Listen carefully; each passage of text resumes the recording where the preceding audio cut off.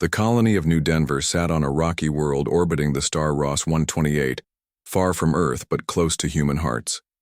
50,000 people had made their homes here over the past 30 years, building cities under protective domes and mining facilities deep in the planet's crust.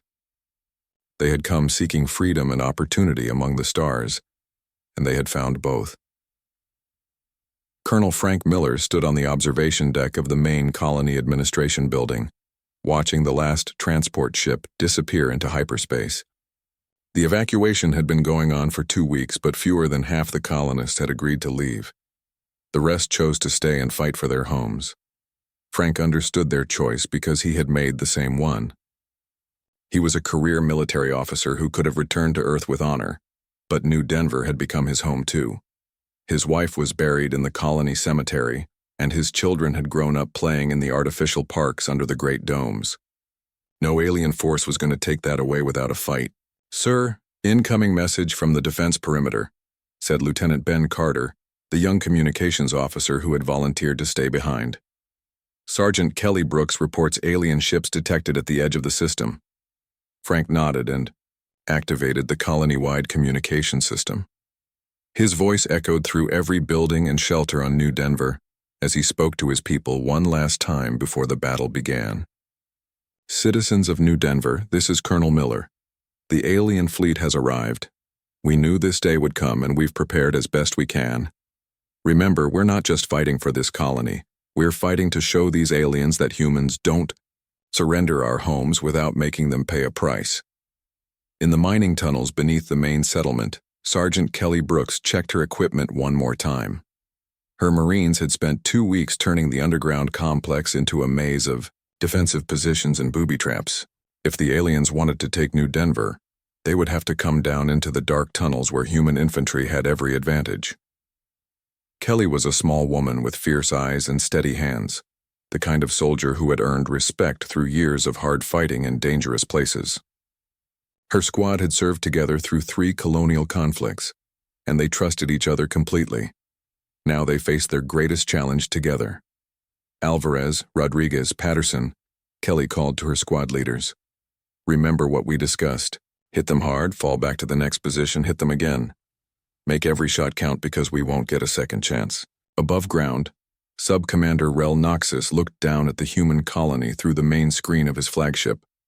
The settlement was smaller than he had expected, with simple domes and basic defensive structures. He counted fewer than a dozen military vessels in orbit, tiny ships that would barely qualify as patrol boats in the collective fleet. "Begin with precision strikes on their military installations," Rel Noxus ordered his tactical officer. "Target their defense grid and communication centers. Once they see our power, they should surrender immediately." The alien weapons fired, with deadly accuracy, turning human defense stations into brief flares of light. The colonial defense ships tried to fight back, but their weapons barely scratched the alien hull plating. Within minutes, most of the human fleet was destroyed or disabled. Rel Noxus waited for the surrender signal. According to his experience with other species, the humans should be requesting terms by now. Instead, his sensors detected something unexpected. "Sir, the remaining human vessels are moving toward us," his tactical officer reported. "They appear to be accelerating to ramming speed." "Ramming speed?" Rel Noxus was confused. "That makes no tactical sense. They cannot penetrate our shields with simple kinetic impact." The first human ship, a converted mining vessel called the New Hope, slammed into the alien flagship's shield barrier and exploded in a ball of plasma and metal fragments. The shield held, but the explosion sent shockwaves through the alien ship. "Warning the human vessel before impact," the tactical officer said, his voice showing surprise. The pilot transmitted a message. He said, "Remember New Denver," before detonating his ship's reactor. More human ships followed the New Hope's example. Each one accelerated to maximum speed and rammed itself against the alien shields. The shield generators began showing strain under the repeated impacts. "This is madness," Rel Noxus muttered. "They're destroying themselves for no strategic gain." But the human attacks were having an effect beyond simple damage. The alien crews had never faced opponents who deliberately sacrificed themselves in futile attacks. The psychological impact on beings who valued survival above all else was devastating. "Sir, should we withdraw to a safer distance?" asked the tactical officer. "No," Rel Noxus replied, though doubt crept into his voice. "Begin ground assault operations. We'll take the colony by landing troops directly." The alien dropships descended through New Denver's atmosphere, carrying soldiers equipped with advanced weapons and armor. They expected to face frightened colonists hiding in their buildings. Instead, they encountered something the collective had never prepared them for. The first alien soldiers to reach the main settlement found empty streets and silence. As they advanced through the abandoned areas, explosions began erupting around them. Colonel Miller and his engineers had rigged every building with improvised explosives, turning the entire colony into one massive booby trap. "What kind of species destroys their own settlements?" asked Sub-Lieutenant Zex Kalar as he led his squad through the wreckage of what had been a residential district. His question was answered when Kelly Brooks and her Marines emerged from hidden positions throughout the colony. The humans had prepared for weeks, studying the layout of every street and building, creating ambush points and escape routes that gave them tactical advantages despite their inferior equipment. Kelly's first shot took down an alien soldier from 300 meters away. Her rifle was old and simple compared to alien technology, but it was accurate and deadly in skilled hands.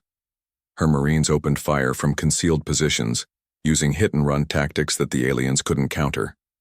The alien soldiers tried to use their superior firepower to suppress the human defenders, but the humans had already moved to new positions. Kelly led her people through maintenance tunnels and underground passages, appearing where the aliens least expected them and disappearing before superior numbers could be brought to bear. "They fight like wild animals," Sub-Lieutenant Zex Kalar reported to his commander. "They show no regard for their own safety. They attack in ways that make no sense." The battle continued for hours, with neither side able to gain decisive advantage. The aliens had better weapons and armor, but the humans knew the terrain and fought with desperate determination. Every building became a fortress, every tunnel a death trap, every corner a potential ambush site. Colonel Miller coordinated the defense from his command bunker deep beneath the colony center. He watched his people fight and die for their homes, and he felt proud of their courage even as his heart broke for their losses. "Sir, the aliens are concentrating their forces around the main reactor facility," reported Lieutenant Carter. "They're trying to capture our power source." Frank smiled grimly. He had been expecting this move and had prepared for it. "Activate Operation Last Light," he ordered. Throughout the colony, human defenders began falling back toward the central reactor complex. The aliens followed, thinking they had finally broken human resistance. They pushed forward eagerly, seeing victory within their grasp.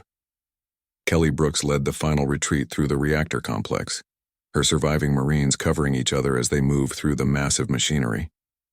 The alien soldiers pursued them, firing their weapons and shouting victory cries in their strange language. "Sergeant Brooks," Colonel Miller's voice came through her communication device, "are your people clear of the reactor?" Kelly looked around at the handful of Marines who had survived the fighting. Good soldiers, all of them, people who had followed her through hell and were ready to follow her further if necessary. "Negative, sir," Kelly replied calmly. "We're still in the complex. Give us 2 more minutes." "Sergeant, there is no more time. The aliens are too close to the reactor. If they capture it intact, they can use our own power systems against other human colonies." Kelly understood. The reactor had to be destroyed, even if it meant sacrificing her squad. She looked at her Marines and saw the same understanding in their eyes. They had known this moment might come. "Rodriguez, take the others and get to the emergency exit," Kelly ordered. "I'll handle the charges." "Like hell," replied Corporal Mike. "Rodriguez, we started this fight together, Sarge. We'll finish it together." The alien soldiers burst into the reactor chamber just as Kelly triggered the emergency destruct sequence. The massive fusion reactor began an uncontrolled chain reaction that would consume everything within 10 kilometers. Sub-Commander Rel Noxus watched in horror from orbit as the human colony disappeared in a blinding flash of nuclear fire. 3 of his capital ships caught too close to the planet's surface were destroyed in the explosion. Hundreds of his soldiers died instantly. "Sir, we're receiving a transmission from the planet's surface," his communications officer reported, his voice shaking. "That's impossible. Nothing could have survived that explosion." The Great Hall of Nexus Prime stretched beyond what most species could see clearly. Thousands of representatives from across the galaxy gathered in the massive chamber, their various forms creating a sea of different colors and shapes under the artificial lights. At the center of it all, the Galactic Collective Council held their emergency session. Commander Vexthaler stood before the council, his crystalline form catching and reflecting the light as he spoke. "Honored members, we have discovered a species that requires immediate attention. They call themselves humans, and they have expanded to 12 worlds without any guidance from the collective." Ethereal Counselor Zin 44 floated above her designated area, her energy form pulsing with what other species had learned to recognize as concern. 12 worlds? This is highly unusual for an unguided species. Most rarely expand beyond 3 or 4 systems before we make contact. War Chief Grokvar of the Corvan Empire shifted his massive bulk, his armored skin scraping against his seat. The sound echoed through the hall like metal on stone. "These humans sound aggressive. Good. Aggressive species make excellent workers once properly trained. Perhaps we should consider adding them to our labor forces." "The situation is more complex than simple aggression," Vexthalar continued. "During our contact with their vessel, the human captain spoke of their expansion as a natural right. They showed no understanding of the need for collective oversight." Several council members made sounds of disapproval in their various languages. The idea of a species expanding without permission was disturbing to beings who had lived under the collective's organized system for thousands of years. Zin 44's form brightened as she processed the information through her advanced mind. "Have you conducted a full analysis of their technological capabilities? Understanding their development level will help us determine the appropriate response." "We have analyzed the single vessel we encountered," Vexthaler replied. "Their technology is primitive by our standards. Simple fusion drives, basic energy weapons, limited defensive capabilities. Their ship was small and appeared to be designed for exploration rather than warfare." War Chief Grokvar laughed, a sound like grinding stones. "Primitive technology, and only one small ship? This will be easier than I thought. A show of force should bring immediate surrender." Around the hall, other representatives nodded agreement. The collective had faced this situation many times before. Young species always thought they could resist until they saw the true power of the organized galaxy. Then they quickly learned to accept guidance and find their proper place in the greater order. "What concerns me," said Counselor Hex Prime of the Mantid hierarchy, his insect-like form clicking as he spoke, "is their rapid expansion. Most species we encounter have barely left their home system. These humans have built an empire of 12 worlds in only a few centuries." Zin 44 pulsed thoughtfully. "Rapid expansion often indicates a species with strong survival instincts and adaptability. However, it can also mean they are reckless and lack proper planning. We should be prepared for either possibility." Vexthalar brought up holographic displays showing the positions of human colonies. The 3-dimensional map revealed settlements spread across a significant portion of space, each world marked with growing population numbers and industrial development. "As you can see," Vexthaler continued, "their expansion follows no logical pattern. They have established colonies in systems with limited resources, hostile environments, and strategic disadvantages. This suggests they prioritize the act of expansion itself over practical considerations." War Chief Grokvar studied the map with professional interest. His people had conquered dozens of systems over the millennia, and he recognized the signs of a species driven by territorial instinct rather than tactical intelligence. "Look at their colony placement," he said, pointing at several human settlements. "They have divided their forces across too many worlds. Classic mistake of aggressive but inexperienced species. A few targeted strikes will collapse their entire network." The council members discussed various approaches to the human problem. Some suggested immediate full-scale military intervention. Others preferred a gradual approach, isolating human systems one by one until they accepted collective authority. A few recommended studying the humans further before taking action. Counselor Zin 44 accessed her vast database of previous encounters with unguided species. Historical records show that rapid expansion species typically respond to demonstration of superior force with immediate submission. The key is making our power undeniably clear, while offering them a path to survival within the collective structure. I agree, said Vex Thalar. A punishment fleet should be sufficient. 50 ships under experienced command can demonstrate our superiority without requiring full military mobilization. War Chief Grokvar felt disappointed by the small number. His warrior instincts preferred overwhelming force, but he understood the Council's reasoning. Why waste resources on a primitive species that would surrender after seeing their first real warship? Who will command this punishment fleet? Asked Counselor Hexprime. Sub-Commander Relnoxus has experience with unguided species, Vex Thalar replied. He successfully brought the Valdoran clans into compliance 3 years ago with minimal casualties. The mention of the Valdoran clans brought approving sounds from around the Council. That species had resisted collective authority for months, before finally accepting their proper place as mining specialists in the galactic economy. Sub-Commander Relnoxus had handled the situation with appropriate force and proper mercy. While the Galactic Council debated their response to humanity, events on Earth moved much faster. The Thunderbolt had reached Earth orbit, and Captain Jake Morrison stood before the United Earth Council in Geneva. The representatives from all 12 human worlds listened with growing alarm as Jake described his encounter with the Zephyrian Collective. President Marcus Webb, a tall man with gray hair and steady eyes, asked the questions everyone was thinking.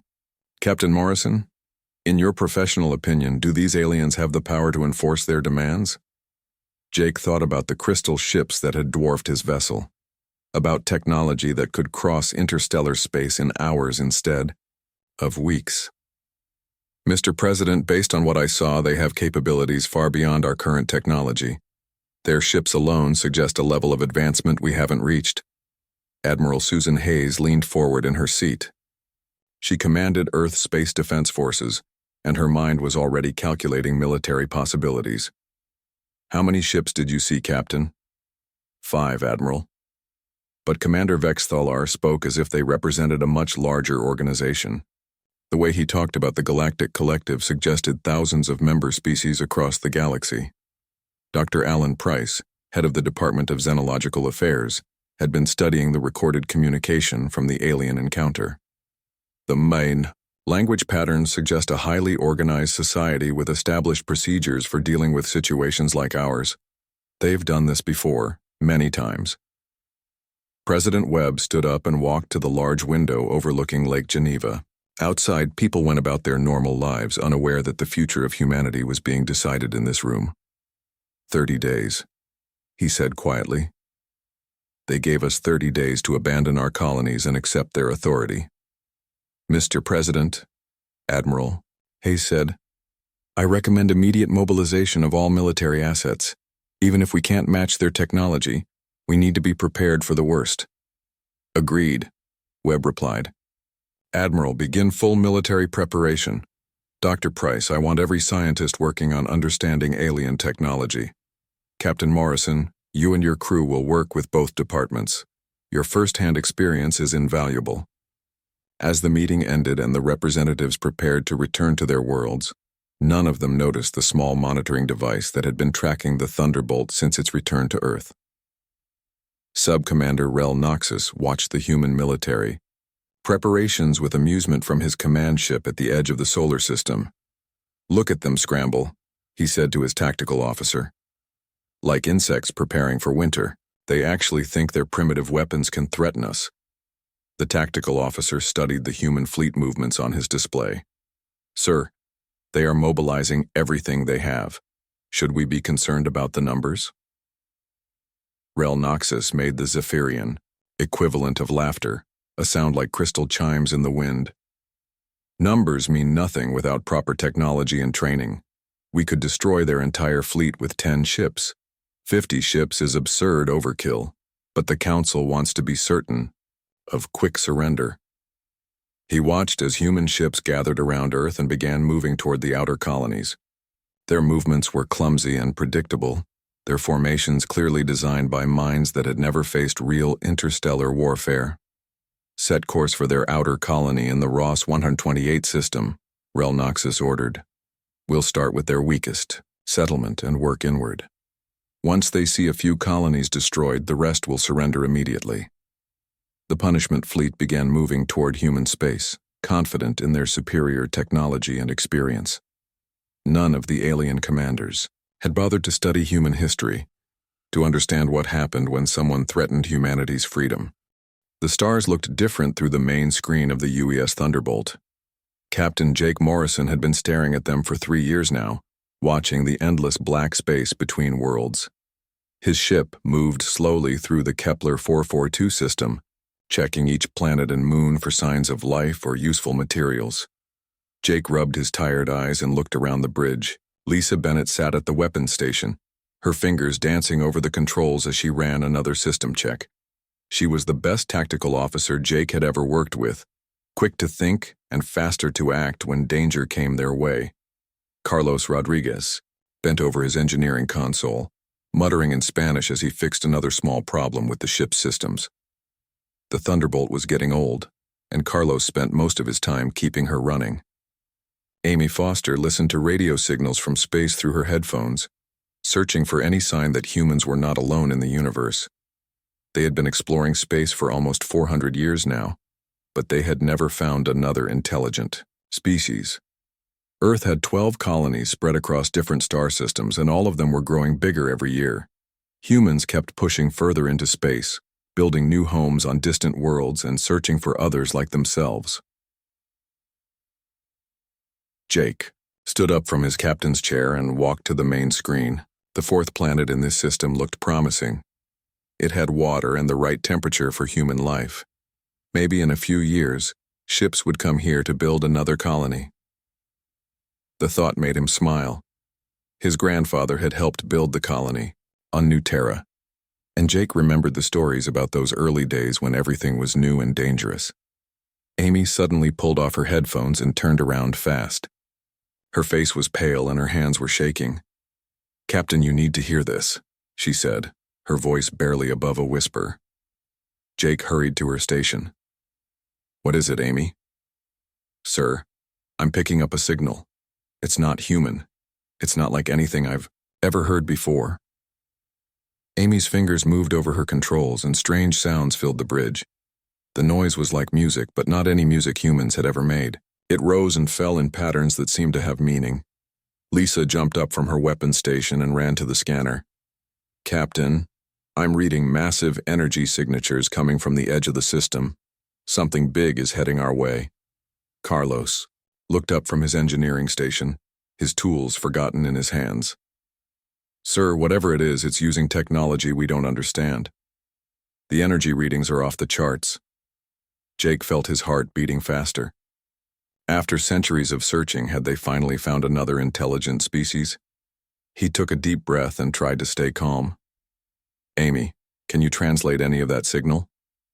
Amy worked at her station for several minutes, her face focused with concentration. "I think they're trying to communicate with us, Captain. The pattern keeps repeating like they're saying hello."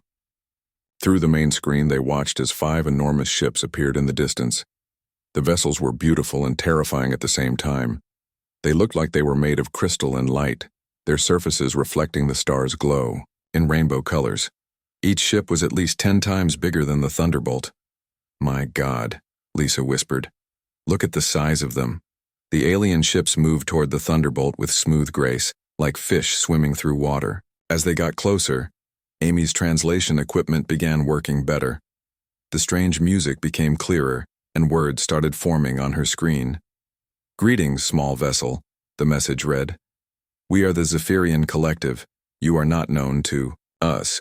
Please identify yourselves and state your purpose in this region of space." Jake's mouth felt dry. This was the most important moment in human history.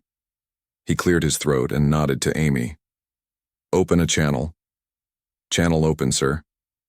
"This is Captain Jake Morrison of the United Earthship Thunderbolt," Jake said, trying to keep his voice steady. We are humans from the planet Earth. We are exploring this system for possible colonization. We come in peace." The response came quickly. "Humans, Earth, these words are new to our records. You are a young species, we think. We find it curious that you speak of colonization. How many worlds do you claim as your own?" Jake hesitated. Should he tell them about Earth's 12 colonies? Would that seem threatening to these powerful aliens? He decided honesty was the best choice. "We have colonies on 12 worlds in different star systems. We've been expanding into space for several centuries." There was a long pause. When the aliens spoke again, their tone seemed different, somehow colder. 12 worlds. This is concerning. Young species are typically confined to their birth system until they reach proper maturity. Who granted you permission for this expansion? Permission? Jake was confused. We don't need permission.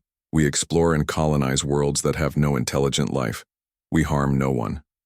Another long pause. Then a new voice came through the communication system, deeper and more commanding than the first. "I am Commander Vex Thalar of the Zephyrian Collective. Human Captain, your species appears to have developed without proper guidance. This creates problems for the established order of the galaxy." Lisa looked at Jake with worry in her eyes. Carlos had stopped working and was listening carefully to every word. Amy kept recording everything, knowing this conversation would change human history forever. "Commander," Jake said carefully, "we didn't know there were other intelligent species in the galaxy. If we had known, we would have tried to make contact sooner." "Your ignorance is not surprising," Commander Vex Thalar replied. "Most young species remain unaware of the greater galaxy until they are ready. But you have expanded far beyond what is acceptable for an unguided species.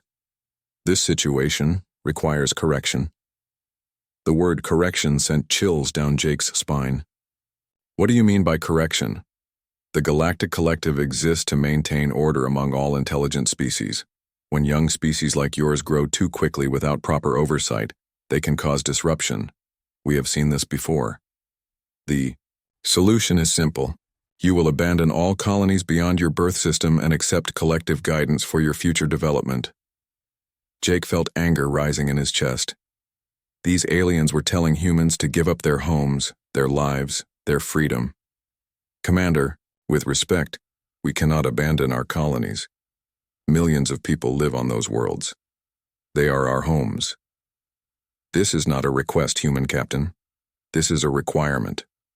Your species will comply, or face the consequences of continued defiance. We are not unreasonable. We give you 30 of your Earth days to begin withdrawing from all colonial worlds. This is generous time for a young species to see wisdom." The alien ships began moving away from the Thunderbolt as Commander Vex Thalar spoke his final words. "Use this time well, humans. The Collective has dealt with thousands of species over many millennia. None have ever successfully resisted our guidance. Do not let pride lead your people to unnecessary suffering."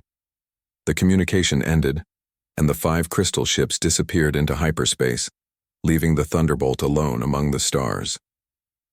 Jake stood on the bridge, staring at the empty space where the most beautiful and terrifying ships he had ever seen had just been. "Captain," Lisa said quietly, "what do we do now?" Jake looked at his crew. These good people who had become like family to him during their long mission.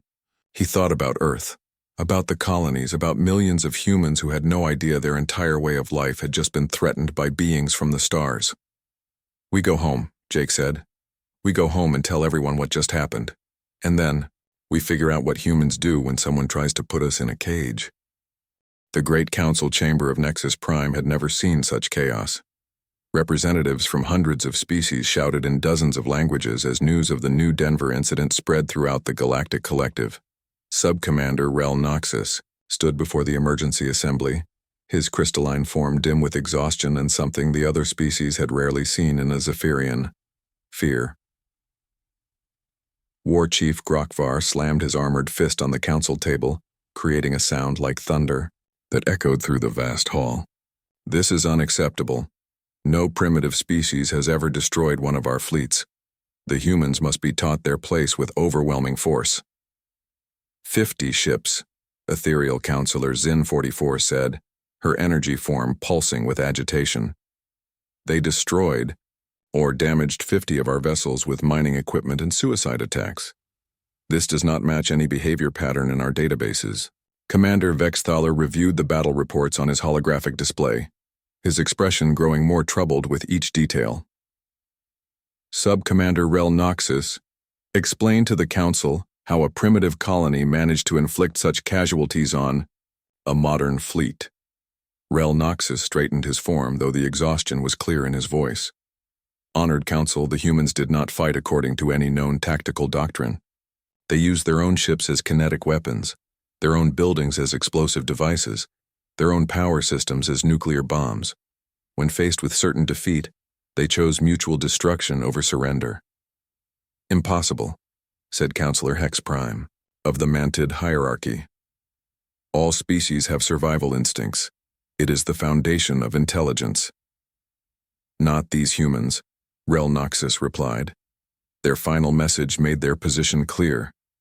They would rather die than submit to our authority, and they promised to make every future battle cost us more than the previous one. War Chief Grokvar stood up, his massive bulk casting shadows across the chamber. Then we will give them death. I will personally lead the largest invasion fleet in collective history. No species can resist when faced with truly overwhelming power. The motion was approved by emergency vote. Within hours, 5,000 ships from across the galaxy began converging on staging areas near human space. The collective was mobilizing resources it had not used in centuries, calling upon member species to contribute their most advanced warships and experienced crews. Meanwhile, Earth's military leadership worked frantically to prepare for the coming storm. In the war room beneath New Geneva, Admiral Susan Hayes studied holographic displays showing fleet movements across human space.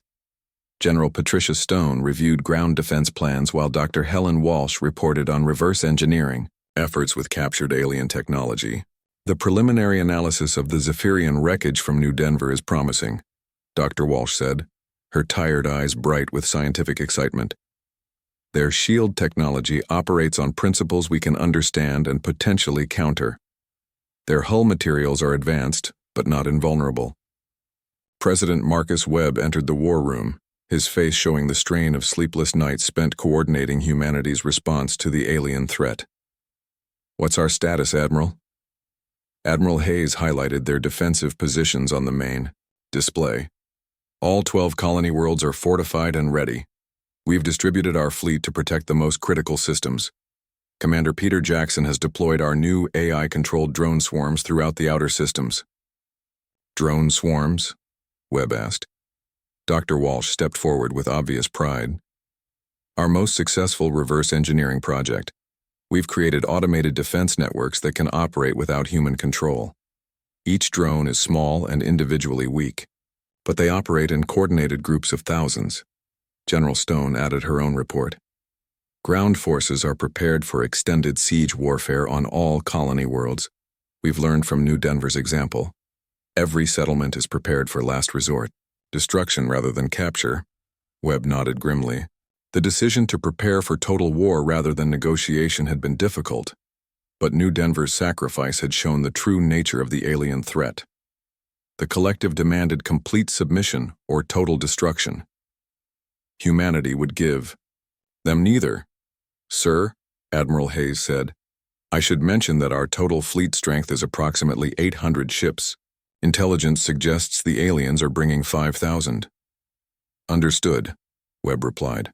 We're not fighting them ship to ship. We're fighting them our way.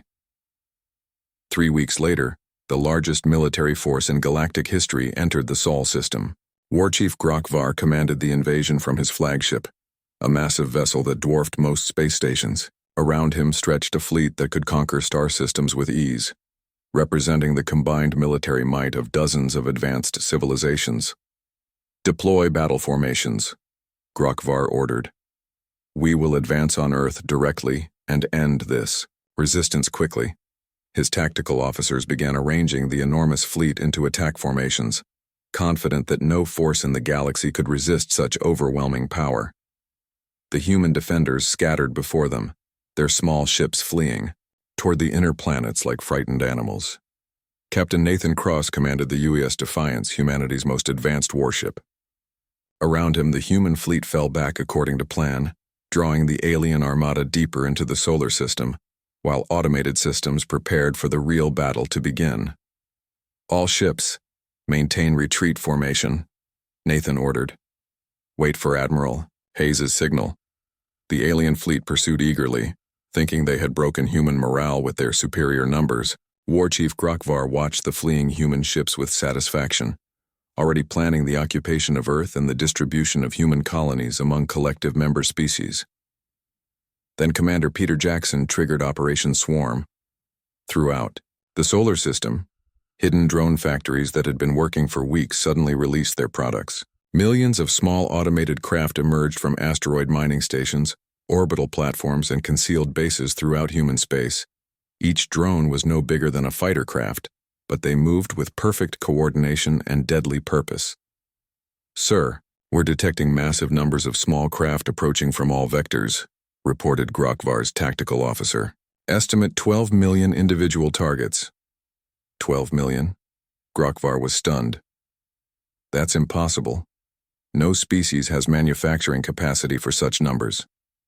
The first wave of drones reached the alien fleet and began their attack. Each drone carried simple weapons and basic shielding, but they operated with machine precision and complete disregard for their own survival. They swarmed over the larger alien ships like angry insects, overwhelming point defense systems through sheer numbers. "Individual units are weak," the tactical officer reported, "but their coordination is perfect. They're targeting our shield generators and weapon systems with surgical precision." War Chief Grokvar watched in growing alarm as his mighty fleet began taking damage from enemies he could barely see. The drones attacked in coordinated waves, each group targeting specific systems to maximize damage while minimizing their own losses. "Begin wide-area bombardment," he ordered. "Destroy them all." The alien weapons fired into the drone swarms, destroying hundreds of the small craft with each shot. But for every drone destroyed, 10 more took its place. The automated factories continued producing new units faster than the aliens could destroy them. While the aliens battled the endless drone swarms, Admiral Hayes began the second phase of the human plan.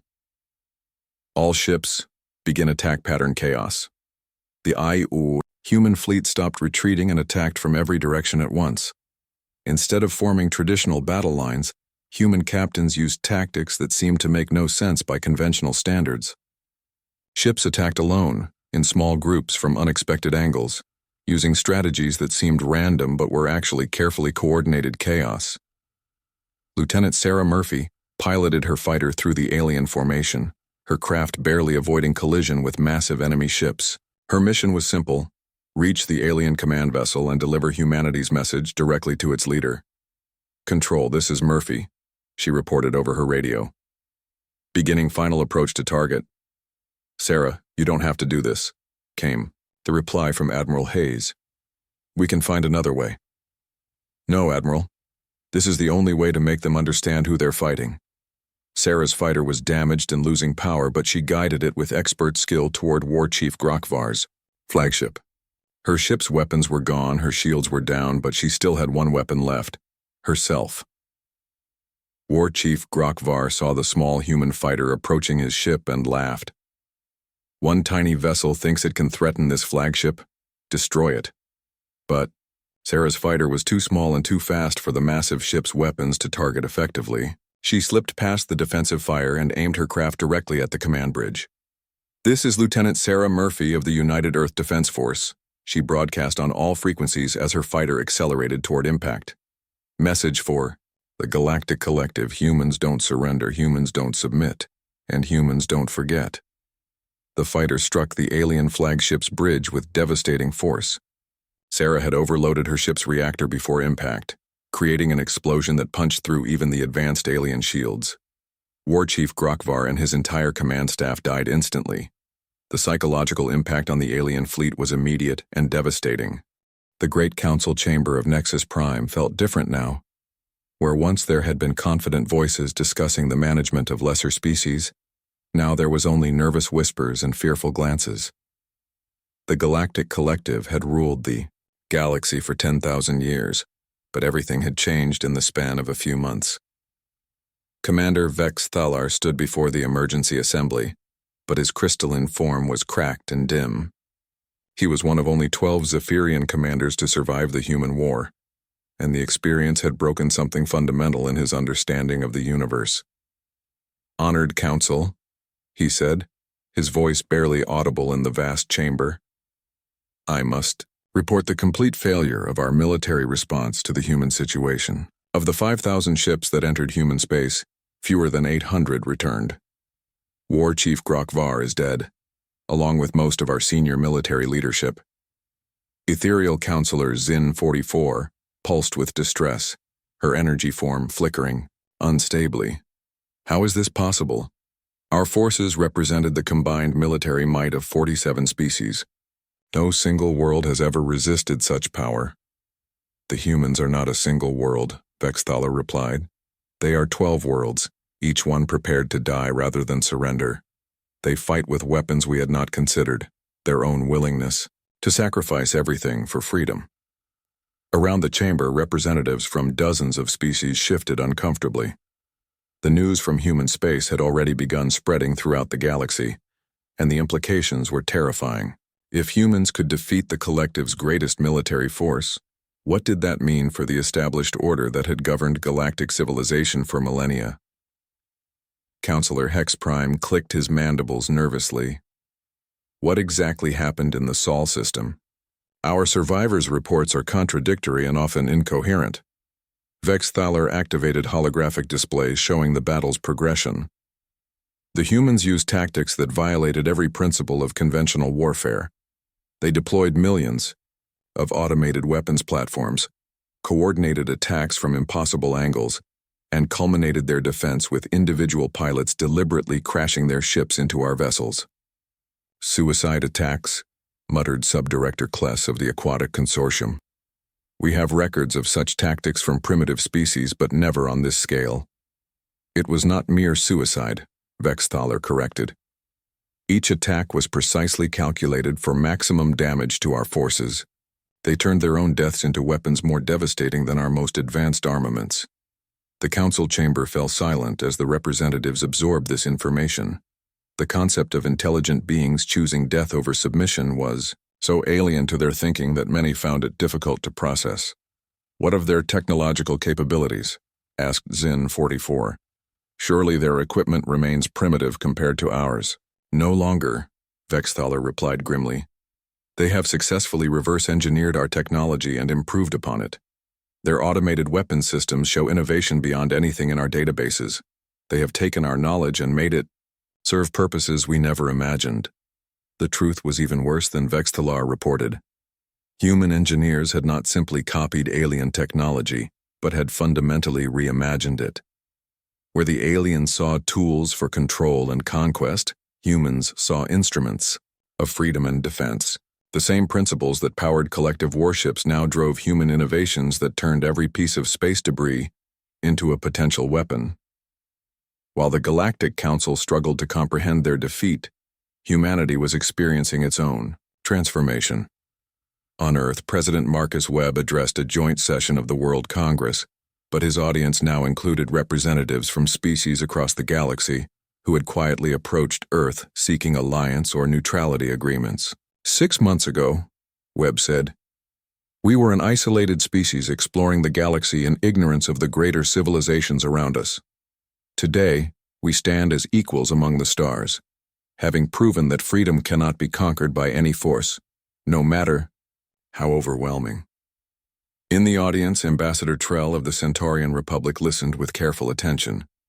His people had suffered under collective oversight for 3 centuries, and the human victory had given them hope for their own independence. Dozens of similar representatives sat throughout the assembly, each one representing species that had begun to question their place in the galactic order. Dr. Alan Price, now Earth's first galactic ambassador, had spent months in negotiations with various alien governments. The meetings were unlike anything in human diplomatic history, as Earth found itself in the unique position of being simultaneously feared and respected by civilizations thousands of years older than human civilization. The preliminary treaties are encouraging, Dr. Price reported to the Assembly. 43 species have formally recognized human territorial claims. 18 have requested defense agreements. 7 have asked for permission to establish colonies in human-protected space. Admiral Susan Hayes, now commanding the expanded United Earth Defense Force, reviewed strategic reports from across human space. The alien retreat had left a power vacuum in several star systems, and human exploration fleets were moving quickly to secure strategic positions before other powers could react. Our deep space reconnaissance has identified 12 systems suitable for new colonies, she reported. Each one is being surveyed and prepared for settlement. We're also establishing monitoring stations throughout the local galactic region to ensure early warning of any future threats. The human expansion was unlike anything the galaxy had seen before.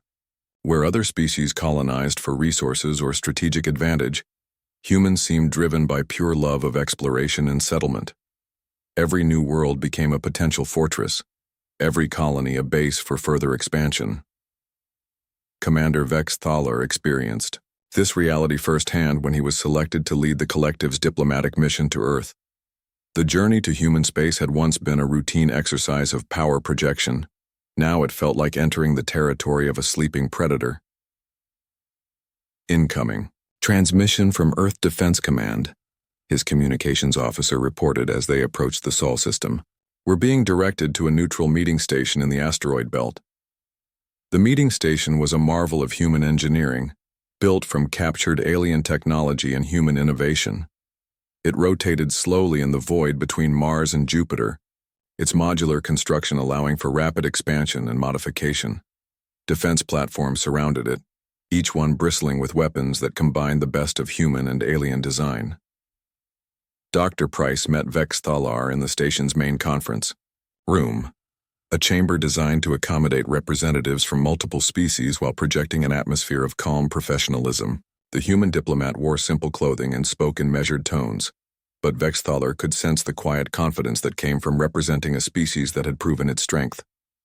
Commander Vex Thaler, Dr. Price said, "Thank you for coming. I understand the collective wishes to discuss terms for future relations between our peoples." Vex Thaler found the situation surreal. 6 months earlier, he had been dictating surrender terms to a primitive species. Now he was here to negotiate with equals who had humiliated the greatest military force in galactic history. "Dr. Price," he replied carefully, "the collective wishes to avoid future conflicts with humanity. We are prepared to discuss mutual recognition of territorial boundaries and trade agreements." "I'm glad to hear that," Price replied. "However, I should clarify humanity's position. We're not seeking permission for our territorial expansion or asking for trade privileges. We're offering the collective a chance to coexist peacefully with a species that has proven its commitment to freedom." So, negotiations continued for weeks, with both sides carefully testing the boundaries of their new relationship. The collective found itself making concessions it had never granted to any species, while humanity demonstrated that its victory had not made it unreasonable or aggressive. The final agreement was unprecedented in galactic history.